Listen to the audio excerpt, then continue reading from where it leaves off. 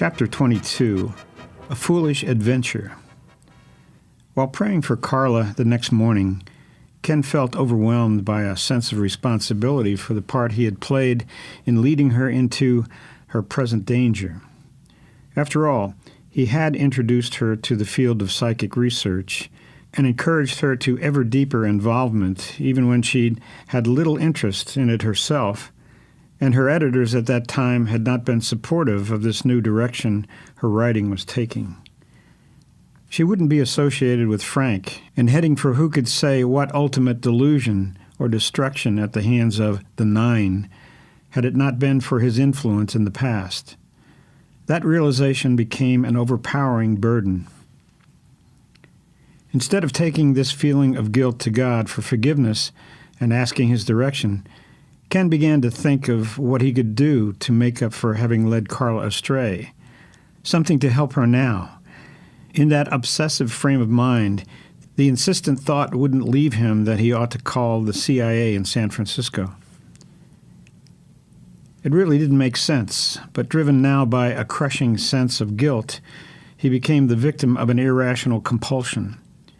Checking with the operator, he found that there was no listing there or in Los Angeles. Eventually, he called Virginia Information, got the number of the headquarters in Langley, and dialed it, wondering exactly what he would say. CIA, intoned the girl on the switchboard. I need to talk to whoever's in charge of your West Coast operations. What kind of operations? It involves a psychic research installation. After a long silence, she came back on the line and said, I don't find any listing for psychic research or anything with psychic in it. Listen to me, demanded Ken. This is terribly important. Someone's life is in danger. Just get me somebody with some authority who's connected at all with this part of the country. Quickly, the operator assured him, I'll put you through to someone who may be able to help you. After a few moments, a male voice said, Hogan. Mr. Hogan, my name is Ken Inman. I'm calling from Palo Alto. There's someone out here who is working for you, and I wanted to let you know that her life is in great danger. What kind of danger? From Russian agents seeking revenge. Really? Really, she helped Russia's top parapsychologist escape recently, and how recently and where? Last week in Paris. I think someone's been pulling your leg. There wasn't a high-level Russian defection anywhere in the world last week. If there had been, I'd have known it. Look, Hogan, I've got top security clearance with NASA and the Pentagon. I've designed computer systems for your agency as well as for military intelligence. I'm not a kook. I know what I'm talking about, and if you don't, then I guess it's too highly classified. Do you know anything about a secret psychic research installation near Palo Alto, run by Frank Layton? If I did, obviously I couldn't tell you. A citizen of the United States who helped a Russian scientist defect and who's getting involved with your agency is in great danger. She has to be protected, and nothing's being done about it. How do I get some action? Mr. Inman, I don't doubt your clearance level or your sincerity, but I doubt the validity of what you're telling me. Someone has misinformed you, and even if what you say were true, a man of your intelligence knows I can't go on hearsay. If your friend is indeed a part of one of our operations involving any kind of personal danger, you may be certain she will be provided all necessary protection. But I don't think you know she's working for you, interrupted Ken anxiously, realizing that didn't make sense, but trying desperately to keep Hogan from cutting him off. Those things have a way of getting sorted out. I really wouldn't be concerned about it, Mr. Inman. I appreciate your call. With that, he hung up. Ken realized it would be fruitless to call back. It didn't make sense no matter how he tried to explain it. Bureaucracy is an incurable plague. This is incredible. I know she's in danger, but the CIA probably doesn't even know she's working for them. Maybe Layton has taken some steps, but I doubt it. His troubled thoughts were interrupted by the phone ringing. He picked up the receiver. Hello? Ken, this is Don Jordan. I just wanted to let you know that 2 of our men checked in with Carla last night. She's still at the Hilton, got in very late. She was followed in from somewhere in the foothills, but we don't have any leads. We've got her hotel room under 24-hour surveillance. Don, I don't want to seem to be interfering, but what about when she drives back and forth from Frank's lab? If she was followed from out there last night? Ken, if it weren't for your top-secret clearance level, I couldn't even discuss this with you and shouldn't be. Whatever Leighton is doing out there is apparently so highly classified that I can't find anyone in the CIA who'll even admit that his lab exists. We'll pick her up along the access road about a mile from the highway and follow her in, at the U.S. government sign. But inside, that's under CIA jurisdiction. Our men would look silly going in there. We just can't do it. Silly or not, I understand how you feel. Believe me, I'm doing all I can. In fact, I'm really stretching it. I know you are, and I appreciate it. Thanks, brother, and please keep praying. Ken left his office at his computer company early that afternoon. He couldn't shake off the insistent thought that Carla was in imminent danger and that he ought to do something about it. It seemed all too clear that the CIA wasn't going to take care of her. She had fallen through a bureaucratic crack. At least he had accidentally alerted the FBI, and they were watching her, but not along the most dangerous stretch of access road. He decided to drive up there to check it out himself. If the Russians had sent a team to get Victor and found that he was guarded day and night inside a fortress, he had no idea how they would tackle the problem. But Carla was clearly vulnerable. The most likely spot for them to go after her, now that the hotel was being guarded, would be that isolated stretch of access road that the FBI wasn't covering. Maybe it's crazy, but I'm going to check that out myself, at least to see what it looks like. On his way out there, he stopped by his house to change into some jeans. As a last-moment thought, he grabbed a down jacket and an old deer rifle he hadn't used for years and some ammunition. His mother was sitting outside reading when he hurried by on his way back to the garage. "Don't make any supper for me," he remarked casually. "It'll probably be late before I get home." She looked up at him over her glasses as he walked by. "My goodness, I didn't know it was hunting season. Where are you going in such a hurry?" "I'm just going to do a little scouting around up in the hills. See you tomorrow. Take care." "You take care," she called after him. "You hear me? Take care." Driving slowly past the restricted government property, no trespassing sign, Ken began to feel rather foolish.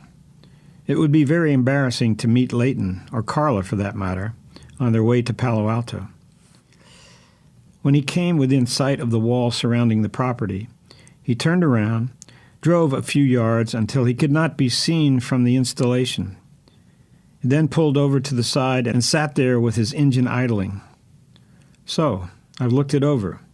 What do I do now?" "I've just wasted my time. There's nothing I could do."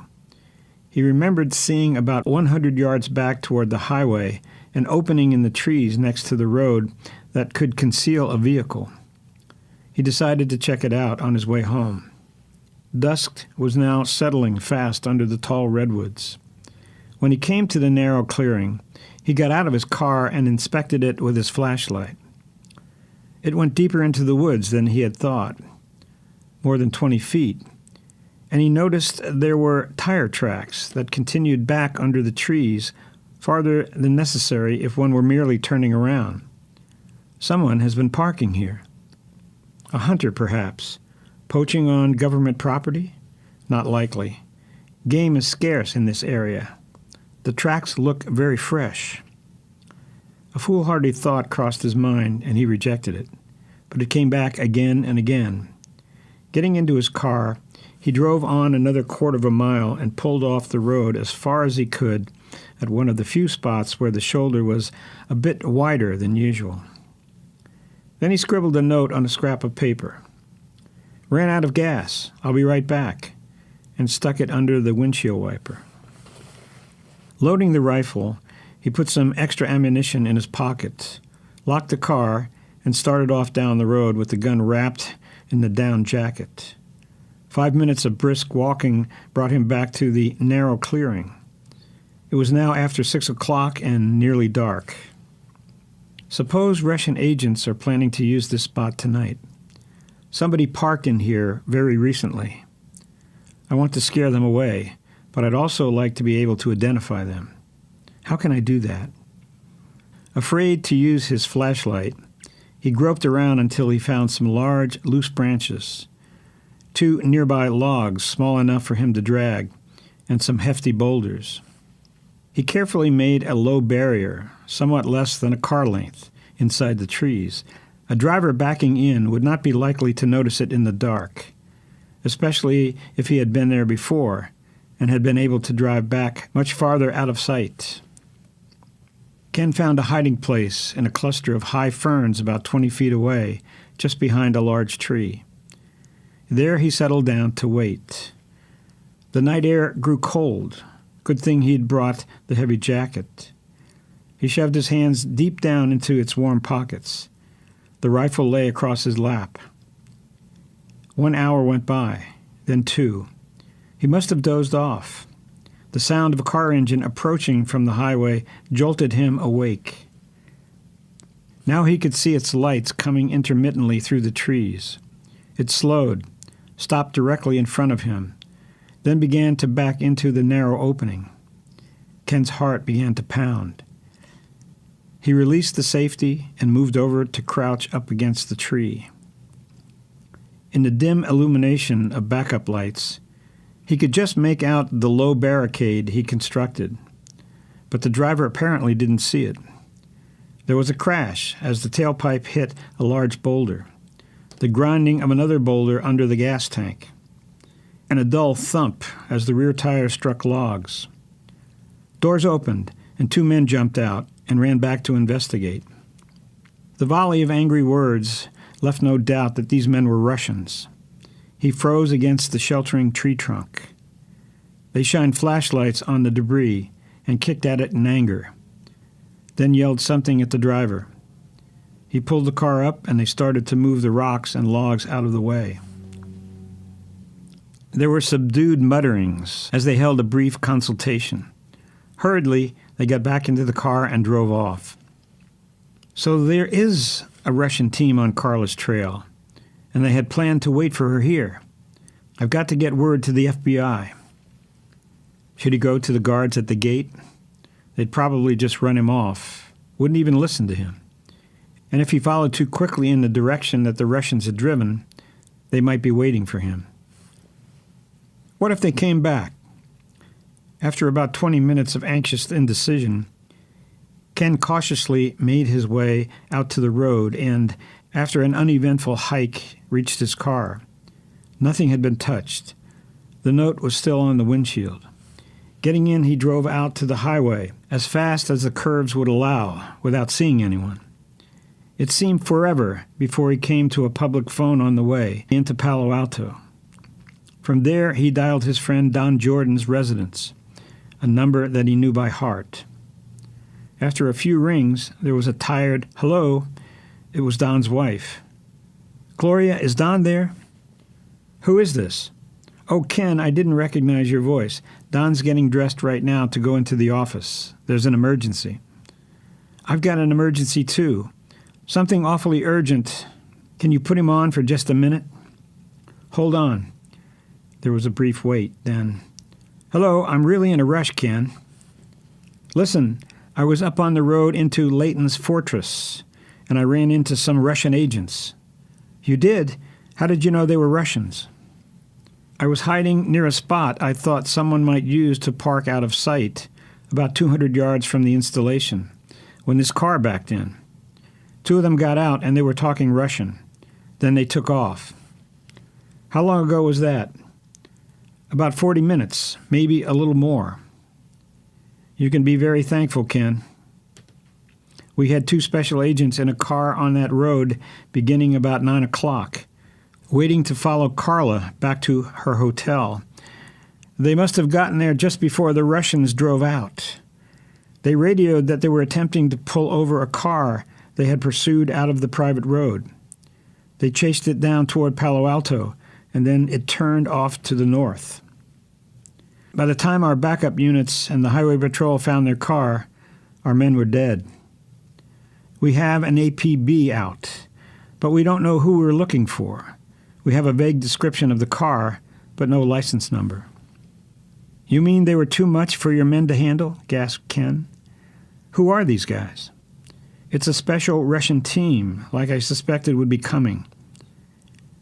You mean the Spetsnaz? No, a secret psychic combat group 10 times more dangerous.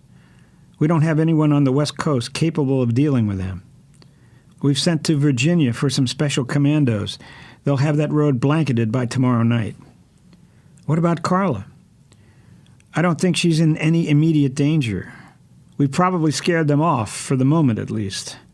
But we've got another team out on the road now waiting for her. They'll escort her to the hotel. Ken, I've got to go. I'll keep you up to date. Thanks, Don. Listen, do me one favor, will you? What's that? Don't try to play cops and robbers anymore. You may have saved Carla's life tonight, but stay out of this from now on. I mean that. For your own good and for Carla's. Is that clear? I hear you, Don.